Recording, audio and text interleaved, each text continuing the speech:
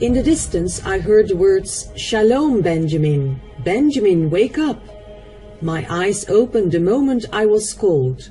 The angel of God spoke, "My name is Raphael, prophet of God. You know me.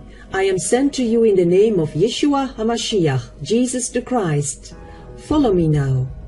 I got up from my bed and followed the messenger angel of God down the stairs, through the door and into the street. We stood still in the middle of the intersection of the street, near our house. The angel of God spoke, "The God of Isaac, Jacob and Abraham allows you a glimpse into the future, at what will come to pass very soon." The messenger angel of God held in his right hand a sort of golden shepherd's crook, and stuck it upright in the ground, and spoke, "Thus there will be many earthquakes like this one." At the moment that the rod penetrated right through the asphalt, the road began to crack and to vibrate. The ground was moving violently. Simultaneously I heard a trumpet sound which persisted, an all-pervading sound that I could even feel vibrating through my mind, and it filled the airspace as meanwhile all kinds of things took place. I saw as in slow motion all kinds of people in the air, and even babies and people with disabilities. And also animals were going up in the air. I saw dogs and cats and even marmots, large and small animals. All that I was seeing amazed me and went far beyond my understanding. The messenger angel of God spoke further, "Benjamin, God is saying the same words as in the days of Noah." Genesis 9 verse 12. And God said, "This is the token of the covenant which I make between me and you and every living creature with you for all generations." I asked, "To whom is this further revealed?" The messenger angel of God said, "Only to Benjamin, from the tribe of Benjamin. You are truly the prophet of God of the last days." Immediately during the rapture, I saw a kind of lightning which filled the entire sky. I also heard wailing and crying everywhere. The messenger angel of God spoke, "Benjamin, it will be just like it is written in Exodus 12 verse 30. There it is written, 'And Pharaoh rose up in the night, he and all his servants and all the Egyptians, and there was a great cry in Egypt, for there was not a house where there was not one dead.'" Then I said, "This I understand, but that there will be a dead?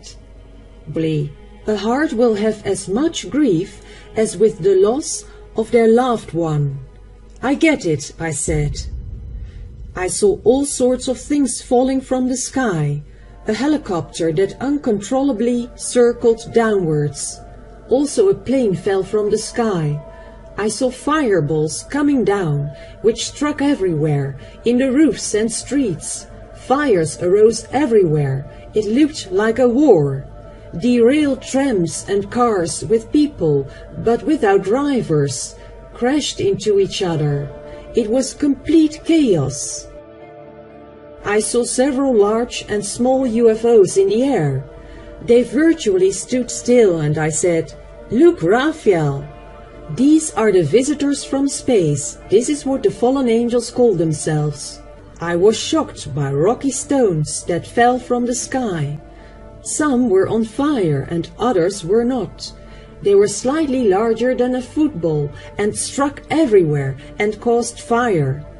I also saw all kinds of strange satellites falling from the sky. The messenger angel spoke further and said, "Benjamin, fear not, this must yet come to pass." I also felt a kind of magnetic pressure, as if everything was magnetic, as if I was pushed to all sides by some sort of air pressure. Even cars were moved sideways by this pressure. I understood that all this will happen immediately just after the rapture, when Christians have been gathered by God, the God of Isaac, Jacob and Abraham. I saw a blood-red moon, which looked badly damaged with holes, where bright light came through it. The sun was shining very bright, and the heat was unbearable. Also I heard and saw someone who cursed, but I could not understand it. I think the angel of God had made what he said unintelligible. Then he shouted, irritated and loudly, Rosh Hashanah! The angel of God said, the people will really have hell on earth, for the worst is still to come to those left behind. Benjamin, you have spoken so much on behalf of God. But some people think that you give a study, and they don't even see that everything is prophetically foretold, and even in the scriptures. But God points out, everything is directly spoken to you, and everything shall come to pass. I am who I am, thus speaks the God of Israel. I'll bring you back now, Benjamin. And the messenger angel of God said, repent, you who are listening to this message, and surrender yourself to Jesus Christ, Yeshua HaMashiach, and you will be there where your heart, mind, soul, and body are full of. He who does not want to hear will perish. Ruacha Yeshu Shalom Emmanuel, spoke the messenger angel of God, and disappeared.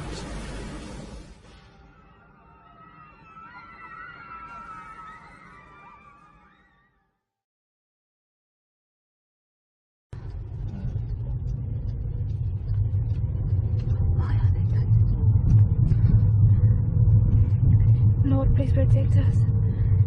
This is currently what's happening right now. We are driving in Naisna, and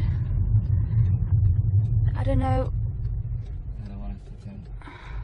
They want us to turn around. We can't go further because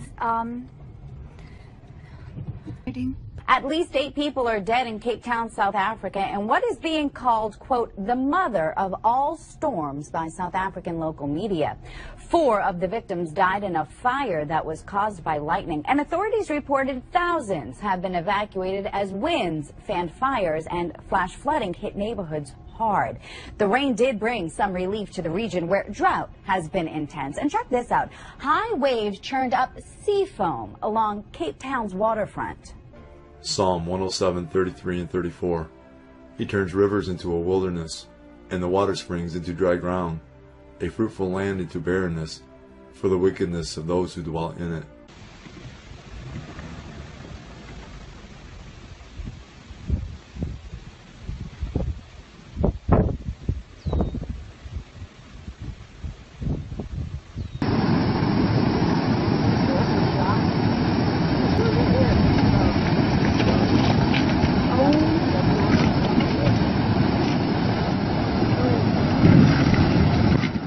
Tornado whipping through a Canadian town. Take a look at this time-lapse footage capturing the tornado north of Calgary. No one was injured and damage was contained to one rural property. Canada averages just 80 tornadoes per year, so this was pretty rare, while the U.S. reports some 1,300.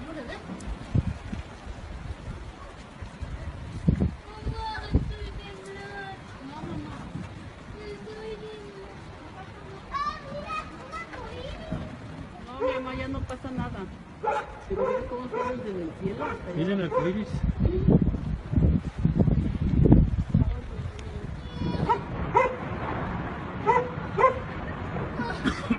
No, se fue para allá, mamá.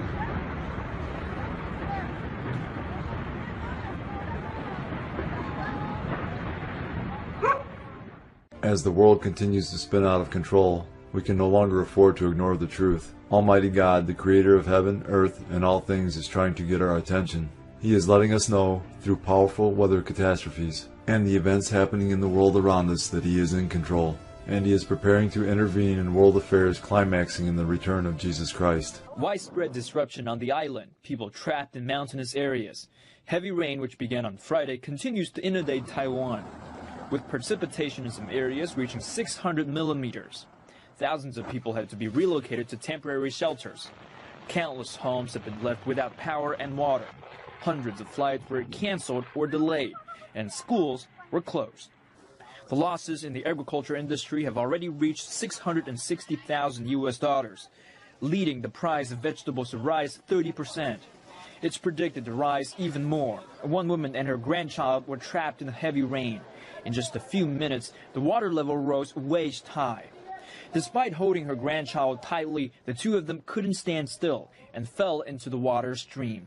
Luckily, a rescue team arrived in time. A torrential rain warning has been issued for Sydney. Luckily, the southwestern airstream is likely to leave on Sunday. But I do want to know what's coming. I used to search for new NIBIRU videos every week till I gave up. It was always the same old videos copied or renamed. Are videos with misleading titles and photos offering no proof. Since videos on NIBIRU are so disappointing, I decided to make my first documentary video. All you need to know about NIBIRU in 10 minutes, 18 months ago. Actually, that is what started the channel you're watching now. Since I am not a scientist nor an alien, there is nothing my video can offer that you cannot find with a thorough web search. However, before my research, if you would have asked me then if I think there is really a planet X, I would have said no. But if you ask me now, my answer will be yes. I believe there is a NIBIRU in our solar system. Let me show you why. Originally, I didn't see how a huge planet, 4 times the size of Jupiter, can exist in our solar system without us knowing. But that is before I learned about TNO. Before I did extensive research on ancient prophecies, which, believe it or not, collaborated somehow. Let me put it this way. You may not recognize NIBIRU when it comes, and the visit may be different from what you expected.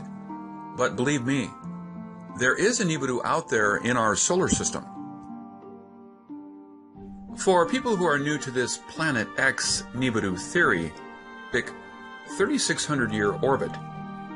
It is called the Destroyer Planet, as when it comes, it will bring destruction and possibly the Doomsday.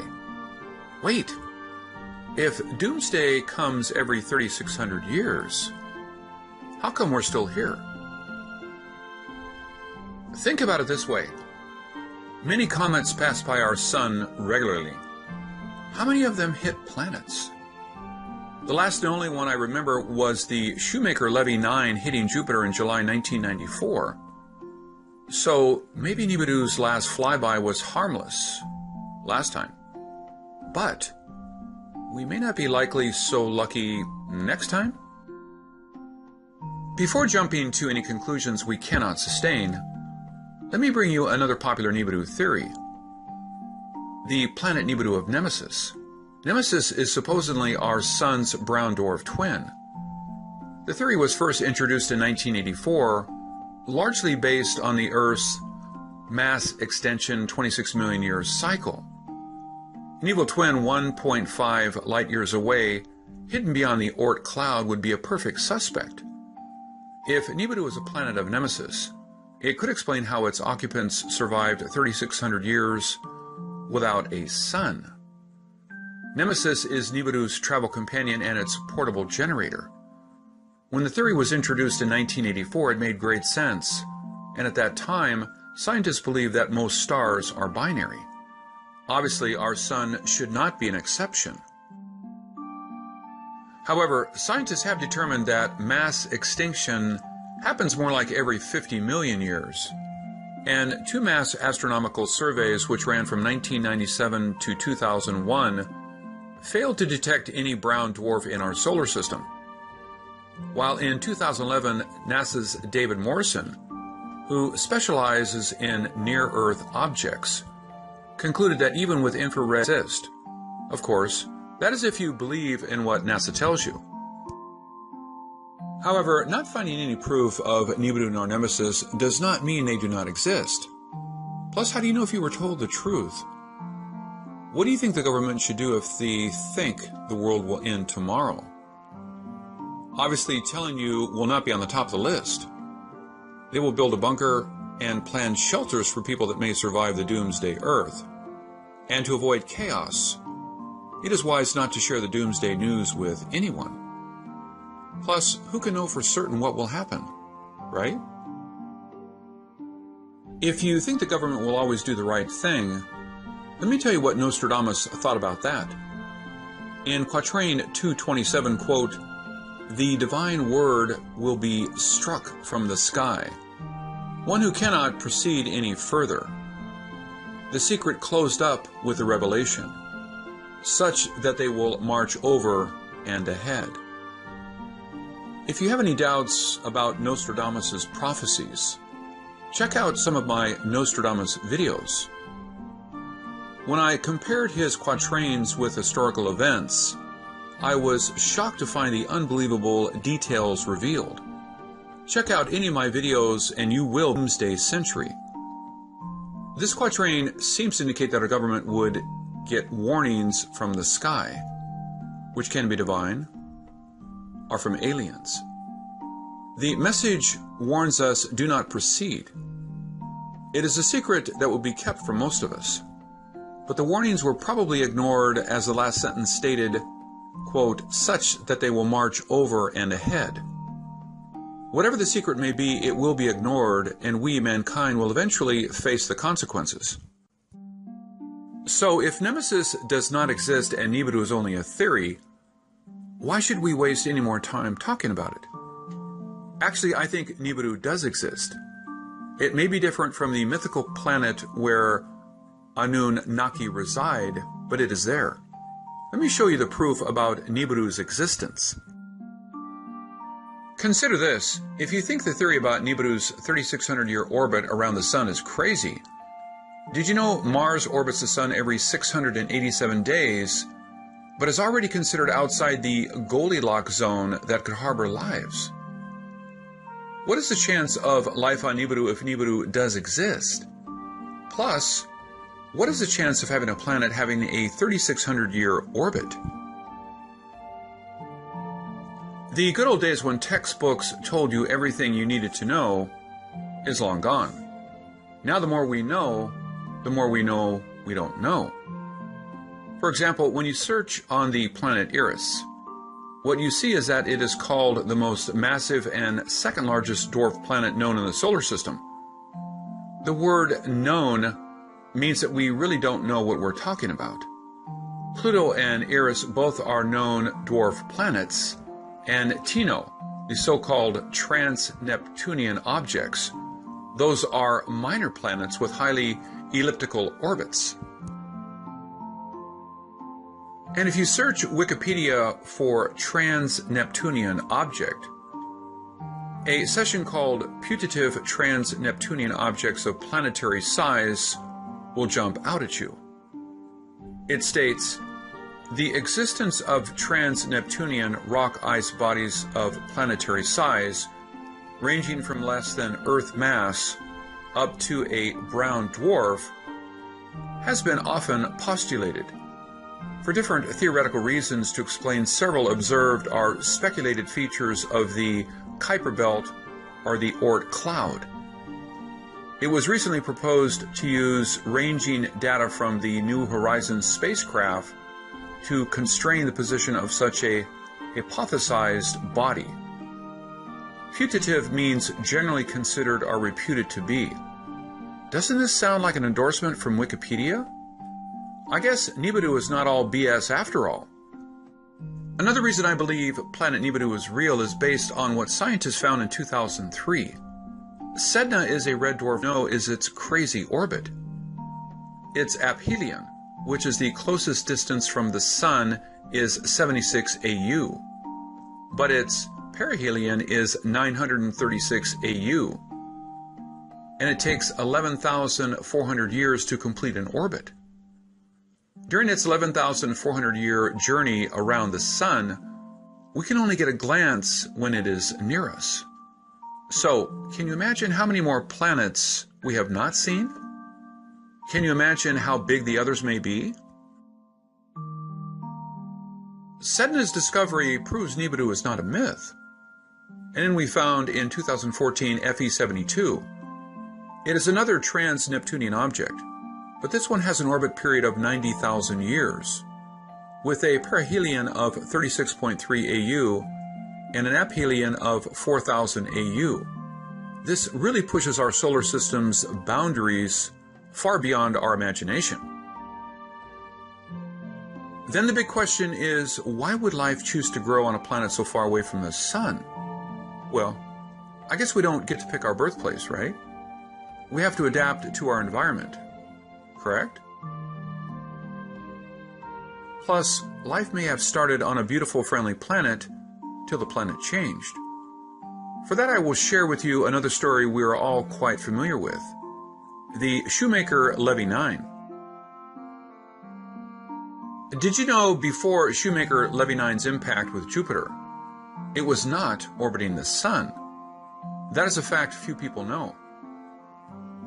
The comet Shoemaker Levy 9 was orbiting Jupiter before it got dangerously close and crashed. 2 years before impact, Shoemaker Levy 9 was orbiting the Sun. A wrong place at the wrong time changed the comet's path and destiny. So, an advanced civilization may have been flourishing on NIBIRU before the planet changed its course.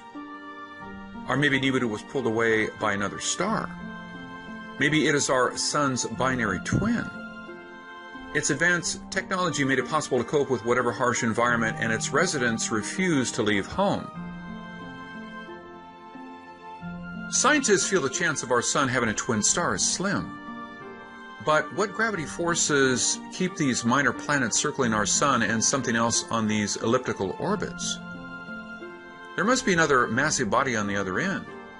Remember, we can only see them when they are close to us. Can you imagine how many more are out there that we have not seen? If the Earth has survived till today, why should we worry? Even if there are 1 million NIBIRUs out there, they probably won't come closer than Pluto, right? That may be right, but since we know so little, we have to rely on people who know more, and that is the problem. We have found so many new planets and new stars. Who will know what the next discovery may be? This is Ken Peters. Thank you for watching.